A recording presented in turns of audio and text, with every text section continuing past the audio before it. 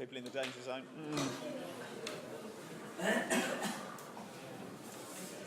It has at last leaked out that Daimler has been laid to rest by Jaguar. Resurrection is always a doubtful possibility in these circumstances. In terms of even Byzantine or medieval usurpation, it has been a long and slow business. The oldest English marks, not quite chopped short by its despoiler in 1960, but emasculated, blinded, hands amputated, and with its tongue cut out, sliced in futile protest, as its name, titles, and important prestige were transferred to cars that were entirely Jaguars. The deceit concealed by grander Daimler radiators. 44 years in the killing. Edward II did not have to wait as many months before his usurpers stuck their red-hot poker up his arse. Have you ever had a ride in a light blue car? Have you ever had to stop think who's the slave and who's the master? Have you ever had trouble with your automobile? Have you ever had to push? Car trouble, oh yeah. A Daimler aficionado, I'm inclined to write an elegiac obituary, but we all know the bones of it. Apart from having got to leave Daimler on its board in 1895, it was an entirely English company. In 1900, Edward VII, then Prince of Wales, took delivery of the first of many royal Daimlers.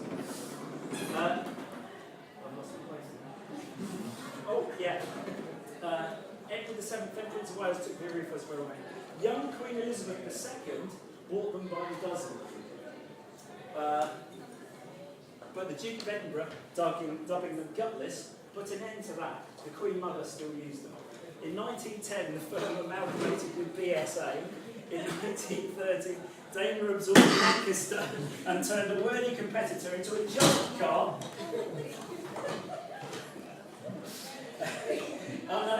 For elderly ladies unable to change gear.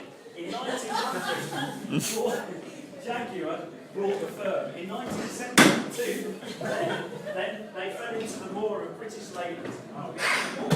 And in 1989, became a subsidiary of Ford for Daimler, a wretched end.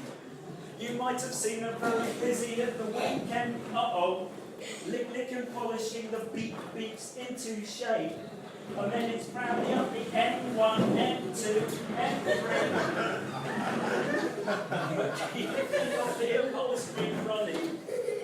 Car trouble, oh yeah. I think I'm stuck on a duck.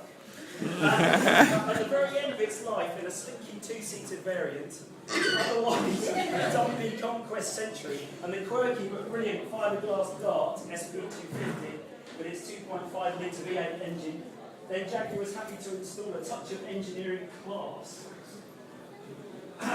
So it was now no Daimlers were not just for rich old fogies.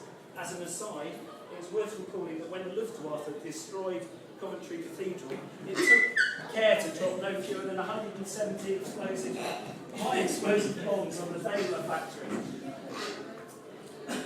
And remember this, you don't need anything after an ice cream.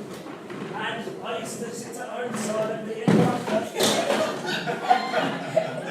while all the preference was polished and grown, while all the mothers and the sisters